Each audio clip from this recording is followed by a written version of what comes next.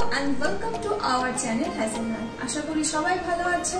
আমি শান্তনী আর আমার সাথে রয়েছে গৌরব। আমরা আবার চলে এসেছি এক নতুন রেসিপি নিয়ে।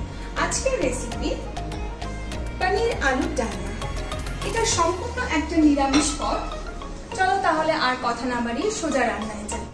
রান্নাটা দেখার আগে কি করতে হবে জানো তো? নিচে থাকা সাবস্ক্রাইব বাটনটা প্রেস করে দাও আর পাশে থাকা বেল আইকনটাও ক্লিক করে দাও, যাতে আমাদের সমস্ত রেসিপির আপডেট তোমরা সবার আগে পাবে। চলো তাহলে এইবার রান্নায় যাওয়া যাক। পনির আলুর ডালনা বানানোর জন্য কি কি লাগছে চলো দেখে নিই। লাগছে পনির। এখানে আমি 100 গ্রাম পনির নিয়েছি, একটা মাঝারি সাইজের আলু কিউব করে কেটে নিয়েছি, একটা ছোট সাইজের টমেটো কুচি করে নিয়েছি। গোটা মশলার মধ্যে লাগছে গোটা জিরে, তেজপাতা, শুকনো লঙ্কা, দুটো কাঁচা লঙ্কা। গুঁড়ো আর বাটা মশলার মধ্যে লাগছে হলুদ গুঁড়ো 1 টেবিল স্পুন পরিমাপে, কাশ্মীরি লঙ্কার গুঁড়ো 1 টিস্পুন। এখানে আমি আদা, ধনে, জিরে পেস্ট করে নিয়েছি। এর পরিবর্তে তোমরা আদা পেস্ট করে নিতে পারো আর ধনে জিরের গুঁড়ো ইউজ করতে পারো। আর নিয়েছি 1/2 টিস্পুন ঘরে বানানো গরম মশলার গুঁড়ো, নুন চিনি স্বাদ মতো। আর আমি রান্নাটা সর্ষের তেলে করব। প্রথমে আমি পনিরটাকে একটু নুন হলুদ মাখিয়ে 2 থেকে 3 মিনিটের জন্য রেখে দেব।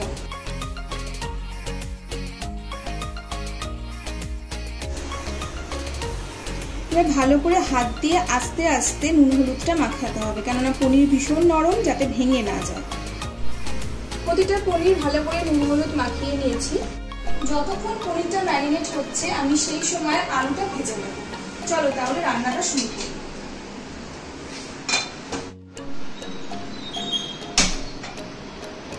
কড়া গরম হয়ে গেছে, এবার আমি তেল দিচ্ছি 1 টেবিল স্পুন। তেল গরম হয়ে গেছে, এবার আমি আলুগুলো তেলে দিয়ে দিচ্ছি। এবার আমি 1 চিমটে নুন আর হলুদ আলুগুলোর উপর ছড়িয়ে দেব। আলুগুলো ভালো করে ফ্রাই করে নেব।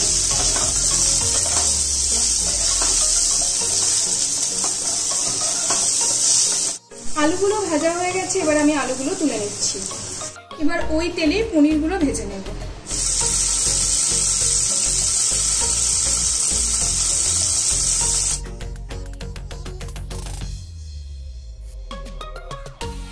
পনিরগুলো ভাজা হয়ে গেছে, আমি খুবই হালকা ভেজেছি, বেশি ভাজলে পনির স্টিফ হয়ে যায়। এবার আমি পনিরগুলো তুলে নেব। পনিরগুলো ভেজে তুলে নিয়েছি। এবার ওই তেলের ওপর 1 টেবিল স্পুন তেল আরো অ্যাড করলাম। এবার আমি গোটা মশলাগুলো তেলে ছেড়ে দিচ্ছি। দিচ্ছি একটা তেজপাতা, শুকনো লঙ্কাটা ফাটিয়ে দিয়েছি। যদি ঝাল বেশি খেতে না চাও তাহলে শুকনো লঙ্কা গোটা দেবে, আর গোটা জিরে। এবার গোটা মশলাগুলোকে 20 সেকেন্ড ধরে নাড়িয়ে নেব। গোটা মশলা থেকে গন্ধ বেরিয়ে গেছে, এবার তেলে দিয়ে দেব টমেটো কুচি। এবার দিয়ে দেবো সামান্য নুন, যাতে টমেটোটা গলে যায়। টমেটোটা তেলের সাথে মিডিয়াম ফ্লেমে 1 থেকে 2 মিনিট নাড়াচাড়া করে নেব। টমেটোটা মিডিয়াম ফ্লেমে 1 থেকে 2 মিনিট নাড়াচাড়া করার পর এবার দিয়ে দেবো গুঁড়ো মশলাগুলো। দিয়ে দিচ্ছি পরিমাণ মতো হলুদ গুঁড়ো, শুকনো লঙ্কার গুঁড়ো আর এই আদা ধনে জিরের পেস্টটা। এবার খুব সামান্য পরিমাণ জল দিলাম, যাতে মশলাটা পুড়ে না যায়। মশলাটা 2 থেকে 3 মিনিট ধরে মিডিয়াম ফ্লেমে কষাবো। মশলাটা কষানো হয়ে গেছে, এবার আমি আলুগুলো দিয়ে দেব। এবার আলুর সাথে মশলাটা ভালো করে মিশিয়ে নিচ্ছি। একটা কাঁচা লঙ্কা ভেঙে দিয়ে দিচ্ছি। এবার পুরো মশলাটা 5 মিনিট ধরে অল্প অল্প গরম জল ইউজ করে কষাতে হবে।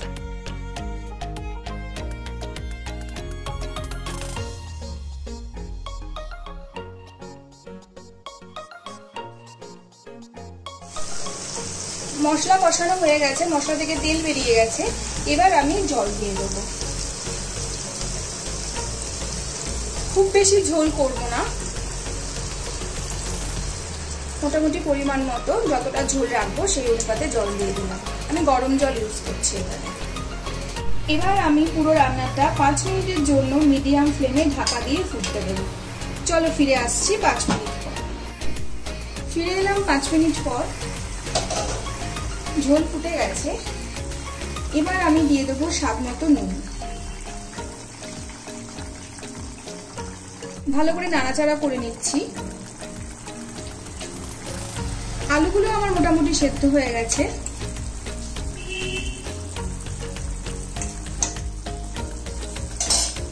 এবার আমি ঝোলের মধ্যে ভেজে রাখা পনিরগুলো দিয়ে দিচ্ছি।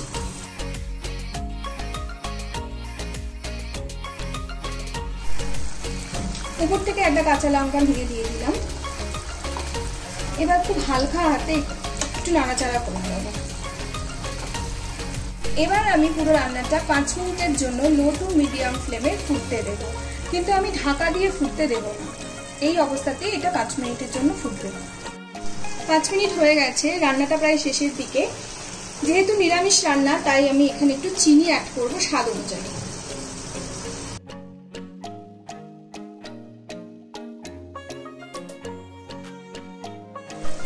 উপর থেকে গরম মশলা ছড়িয়ে দিচ্ছি। এবার আমি উপর থেকে হাফ টিস্পুন ঘি ছড়িয়ে দিচ্ছি। এটা অপশনাল, স্বাদ বাড়ানোর জন্য, না দিলেও স্বাদে খুব একটা হেরফের হবে না। এবার আমি ভালো করে নাড়াচাড়া করে নিচ্ছি। পনির আলুর ডালনা একদম কমপ্লিট। গ্যাসটা বন্ধ করে ঢাকা দিয়ে 2 থেকে 3 মিনিটের জন্য স্ট্যান্ডিং টাইমে দেব। আজকের নিরামিষ রেসিপি পনির আলুর ডালনা একদম রেডি। এটা গরম ভাত, রুটি, পরোটা সবকিছুর সাথে ভীষণ ভালো লাগে খেতে। তোমরাও বাড়িতে সবাই ট্রাই করো, আমাকে কমেন্টে জানিও কেমন লাগলো। যদি ভালো লেগে থাকে please do like, comment, share and please subscribe. আজকে তাহলে এখানেই সাইনিং অফ। ফিরে আসবো আবার নতুন কোনো রেসিপির সাথে। ততক্ষণের জন্য টাটা।